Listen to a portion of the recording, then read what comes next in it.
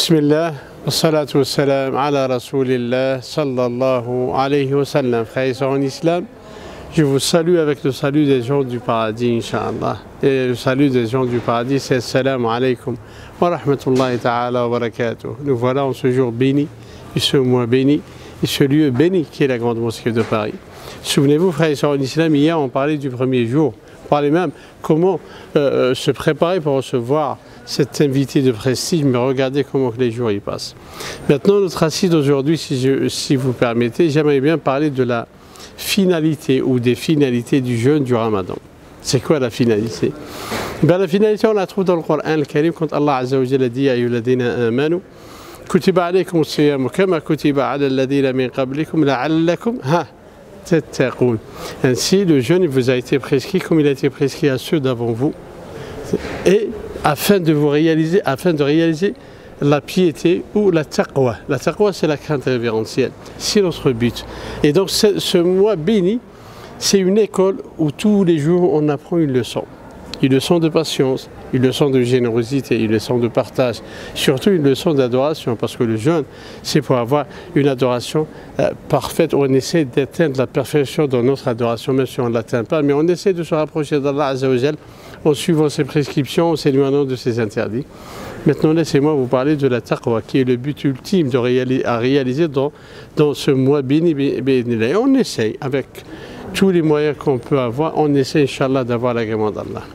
Quand on posa la question à Ali, quand on lui demanda « Décris-nous, siflana ou ariflana at-taqwa » faqal « Hiya al-khawfu min al-jalil, wal-amalu bil-tanzil, wal-rida bil-qalil, wal-isti'dadu li-yawm ar-rahil » Et on les regroupe tous dans ce mois béni. Quand on posa la question à Ali, pour leur donner la définition de taqwa, la crainte révérentielle ou la piété ou comme vous voulez l'appeler, il dit c'est al-khawfu min al-jalil, c'est la crainte d'Allah Azza wa Jalla. Et la crainte d'Allah Azza wa Jalla, c'est l'amour d'Allah et la crainte d'Allah. Bayn al-khawfi wa al-raja. Ensuite, il dit, et wal-amal bil-tanzil, si on peut la résumer, c'est que ton licite soit ce que Allah a rendu licite, et ton illicite ce que Allah a rendu illicite. Ensuite, qal ar-rida bil-qalil, le contentement de ce que Allah t'a octroyé.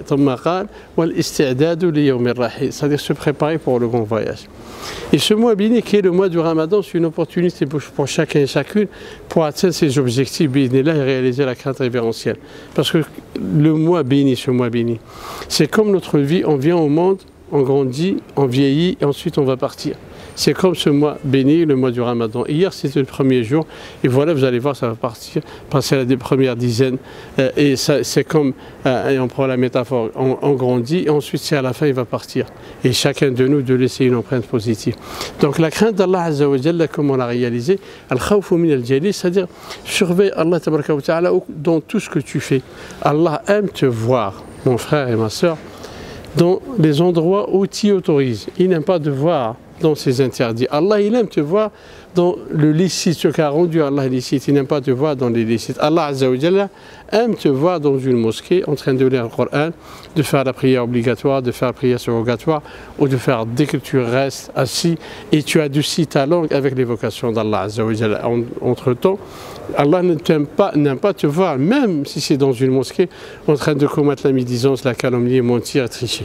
Tu vois, dans cet endroit. Donc tu crains Allah Azza wa Jalla, tu surveilles Allah tabaraka wa ta'ala, parce que tu sais au fond de toi que Allah te voit.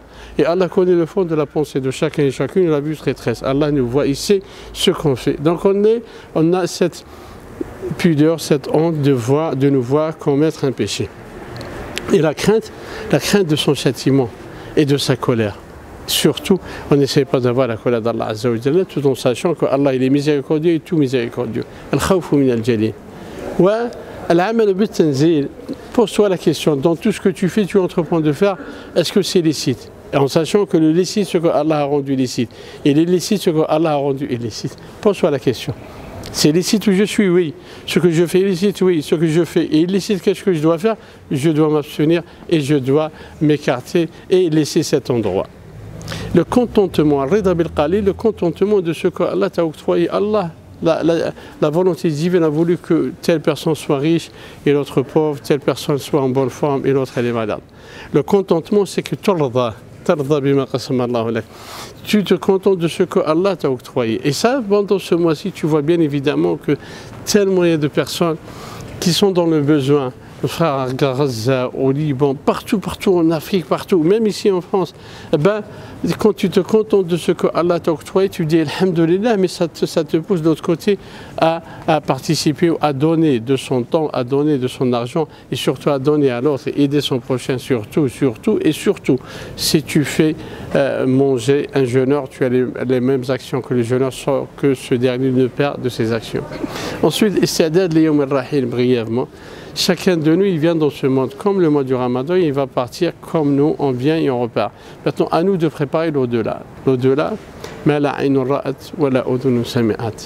l'au-delà, si ça te motive à te donner les moyens, سئل القعقاع بن أويس قيل له سف لنا الجنة فقال يكفيك أن فيها رسول الله صلى الله عليه وسلم. Quand on demanda à Al-Qa'qa' ibn Uwais, décris-nous le paradis, sa réponse majestueuse, il a dit ça te suffit largement le fait de savoir que le prophète sallallahu alayhi wa sallam y sera.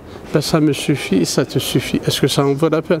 Ben, donne-toi tous les moyens. Ce mois béni, c'est le mois du pardon, le mois de l'affranchissement du feu de l'enfer, le mois où toutes les portes du paradis sont ouvertes. Ben, essaye d'avoir une place, Inch'Allah, et demande surtout le pardon d'Allah. Et avec cet ensemble, si tu arrives à réaliser ta taqwa, tu as fait un bon ramadan. Si tu as fait un bon ramadan, Allah t'agrée. Sallallahu tabaraka wa ta'ala li wa lakum al-hidayah wa an yaghfir lana wa yarhamna wa yahdina wa yatub alayna. اللهم تقبل صيامنا وقيامنا وسائر أعمالنا يا ربنا إنك على كل شيء قدير.